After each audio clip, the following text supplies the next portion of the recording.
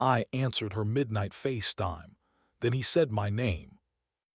At 12:38 a.m., the iPad on our bookshelf started singing like a small, smug bird. FaceTime. Incoming from Ivy. The screen lit the spines of books we never finished and the fern that thinks it lives in a nicer apartment. I was alone on the couch, feet under the dog, pretending to read the same paragraph I'd pretended to read before we argued. Ivy had said she'd be late.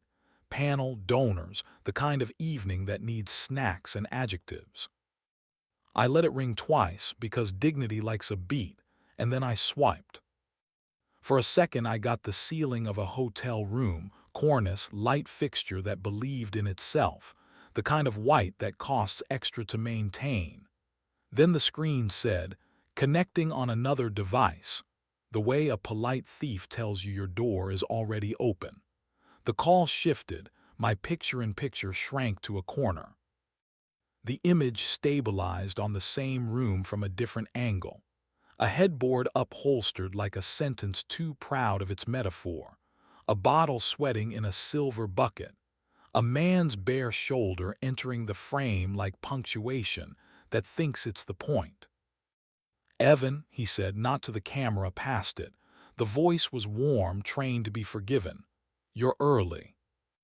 I didn't breathe. Behind the iPad's reflection I saw myself, a pale animal in a dark room, holding a screen that had decided to let me eavesdrop on my own humiliation. "Not Evan," Ivy's voice said, clipped the way she is when she refuses to audition for charm. "I dialed the wrong thing." "The right thing," the man said, and the camera moved as if someone had propped the phone against the champagne bucket. I saw the edge of Ivy's dress, midnight blue, shoulders sharp, the necklace I bought when I wanted to be a better man than my salary. The call flinched, then faded. Call ended. The fern watched me decide what kind of person I was going to be. I set the iPad face down as if it might learn manners from the table. The room regained its color. The dog stirred, sighed the way creatures do when humans insist on drama. I stood and walked to the kitchen, poured water I didn't want, and stared at the glass as if it had a hero's journey. My job makes me dangerous at night. I'm a systems analyst. I get paid to spot the leak where a story pretends to be airtight. The leak tonight was me, answering a call I couldn't survive cleanly. I opened the Find My map and watched the green dot wear a hole in the screen at a hotel that calls itself the Lantern because the expensive apology would be gauche. 7th floor. A room number I didn't want to guess because numbers can become religions. I could have gone. Men in films go.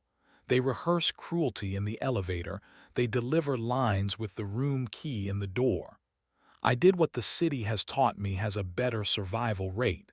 I texted someone who bills in precision. Mara's number lives in my phone under Ask the Hard Way.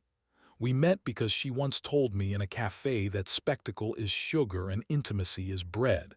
I sent. Ivy FaceTimed the house. Another device answered. Hotel room.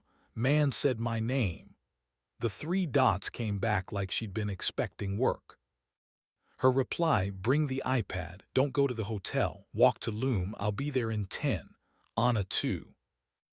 Loom smells like oranges even at 1 a.m. The lights do that trick, warm enough to forgive, bright enough to prevent mistakes you sue over. Anna stood behind the counter wiping down a surface that didn't need it. Sleeves rolled, scar on her wrist pale as a healed moon. She poured water before I asked. Ceremony, she said.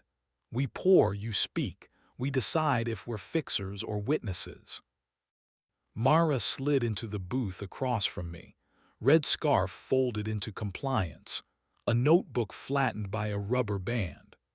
I told them exactly what I had seen and what I thought I had heard, and the part of me that had left the apartment already to star in a scene I didn't respect. Good, Mara said when I finished. You want 2 things that fight each other, to be right and to be married. At this hour you can pick bread or sugar. Bread lasts till morning. Sugar makes your mouth wonderful and then mean. Anna set the water down. Hotel rooms are mirrors that charge by the hour, she said. If you go, you'll see a version of yourself that tips badly. What do I do instead? I asked, hands dumb on the table. Decide if you want accuracy or drama, Mara said. If accuracy, go home. Make the room you want the truth in. Put the object that hurt you on the table. Point to it. Ask for one sentence you can live inside. I can't unsee the shoulder, I said, and surprised myself by not breaking. You will not be asked to, Mara said. You will be asked to add it to a story that ends in your kitchen, or you will be asked to write a new story. Either way, your lines are better at home. On the walk back, the city made faces at me it reserves for men who are not young enough to be dramatic and not old enough to be stoic. I unlocked the door. The dog looked up and looked down and returned to sleep. I put the iPad on the table, face up this time, mouth closed. I turned on one light. I waited. Ivy came in at 1:32 like a person who has been underwater and has learned an interesting fact about air. She closed the door and leaned her back against it, eyes shut, the kind of close that promises it can also open. She saw the iPad and me, and the way my hand rested near it like I was asking it to be quiet. You answered, she said. You called, I said. Not you, she said, and that was the first sentence I could live in, because honesty insulted both of us equally. I didn't ask who. You don't ask questions you can Google. I said, do you want accuracy or a scene? She stepped away from the door, heels the sound of someone drafting a better draft. Accuracy, she said, and sat in the chair like she was taking the stand in a courtroom we couldn't afford. He's a curator. He curates causes, donors, narratives, people who want to be arranged. We started as a panel and then a project and then a rehearsal. It was mostly texting and rooms with more exits than chairs. I wanted to see myself in a mirror he was holding. I thought if I saw it there, I could stop trying to find it everywhere. Did you? I started and stopped, because sometimes you owe yourself the liturgy. I didn't sleep with him, she said. I slept on the wrong side of wanting. It counts. It doesn't count the way you think it does. He wanted to FaceTime me into being brave enough to leave my life. He knows better. He knows I prefer doors I can lock from both sides. He said my name, I said. He learned it because he thinks saying it makes him ethical, she said, with a small, contemptuous smile I recognized from the version of her that refuses to clap at the wrong times. He believes addresses make him compassionate. It makes him a map. I don't need maps. I live here. I realized I'd been gripping the edge of the table, a habit I picked up in meetings with men who call their hunger vision. I let go. Do you want me to text him? I asked. Or do you want him to learn a better silence? He respects being ignored, she said. Text is his gym. He'll lift guilt until it looks like muscle. Then, softer, more precise. I want to ask you for the thing I am bad at. What is it? I asked, and felt my voice find its job. I want to be touched before I tell you the rest, she said, and the blush that found her did what blushes do when they're honest. It made the room believe her. We didn't go to the bedroom to erase a man's shoulder. We went because bodies remember what they are for when rooms try to reassign them. She stood, and I stepped close and lifted the zipper of her dress the way a careful thief returns a necklace. The fabric made a small, faithful sound. Erotic is a word people use unhelpfully. What we did was specific. She put my hand on her hip and pushed until the pressure said stay. I kissed the hinge of her jaw where her certainty keeps its soft spot, and she said my name in the version that means keep. We asked small questions, here, slower, more, and answered with breath. We laughed once because a sleeve attempted slapstick and she rescued me with her teeth. Heat did what heat does when it trusts the room. It arrived like tide, and we were exactly where the chart said we'd be, shocked anyway. When we came apart together, it felt less like a verdict than a signature we recognized, even after reading it in bad lighting. After sweat cooling her cheek on my chest, the ceiling practiced patience. She said, "I'm not pure." "Me neither," I said. "I answered the call because a part of me wanted to win television." She laughed, the shoulders and all kind, and I loved her extra for how unpretty it made both of us. "Rules?" she asked. "Tools," I corrected, "not bars." We wrote them with a pen that lives in the junk drawer exactly because it still works. 1. If a room requires bravery, we say its name in this kitchen before we rent it. 2. FaceTime does not get to introduce us to our own lives. If a device learns something, it waits by the door until we ask it in. 3. Novelty is a chore. My weeks, wrong hour for the right thing. Your weeks, move the furniture until the light forgets us and has to learn us again. 4. When we miss the wrong attention, we say it out loud, and then we do 3 stupid, ordinary things until the feeling turns back into a joke.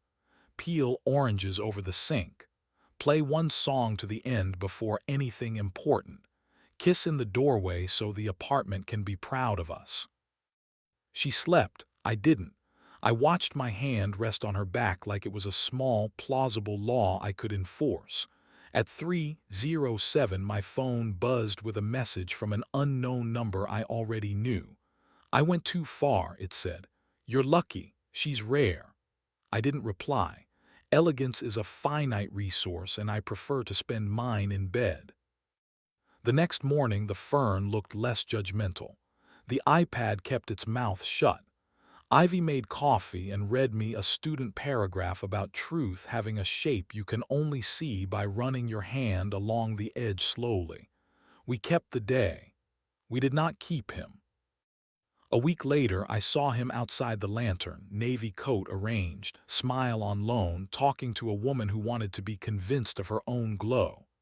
He saw me, smiled with professional grace, and tipped his head as if we both worked in the same department. I didn't give him the courtesy back. He called "evening," and I said without stopping, "Find a window. Practice looking at yourself," and felt both petty and free. Loom became a place we visited together on Thursdays after we moved the couch. Anna taught us the names of the plants we'd been calling the big one and the pretty one. Mara sent a text at midnight once, just a photo of a marquee. "Listening V's watching." Under it, "Bread wins." We sent back a picture of oranges and a silly grin. She replied with a heart and no period, which is her way of saying continue. Sometimes, and this is important, the iPad still rings when it shouldn't. Unknown numbers. Work calls forwarded by a bored cloud. We let them sing once, twice. We decide if we want to be in a film. We choose bread. We put the devices face down. We say each other's names in full like the first day of school. We laugh when the dog chooses the very moment to rearrange himself into a better loaf. We practice being ordinary like it's a choreography that deserves applause. We don't invite anyone to give. We are not pure. We are precise when we can be and kind when we can't. On Sundays, we play a song to the end before anything that might turn into a scene. On bad Wednesdays, we peel oranges and let the sink be our ally. On Good Fridays, we drink too sweet wine and make fun of our own appetites until they sit politely and let us finish talking. Last night at 12:38 again, because time enjoys symmetry, the iPad flashed once. Incoming, I looked at Ivy. She looked at me. "Do we answer?" I asked.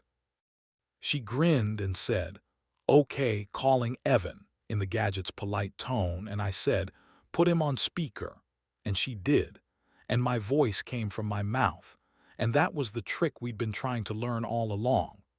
When the world offers you spectacle, invent intimacy instead, and then use it immodestly until mourning is inevitable and the ceiling forgives you for having chosen each other on purpose.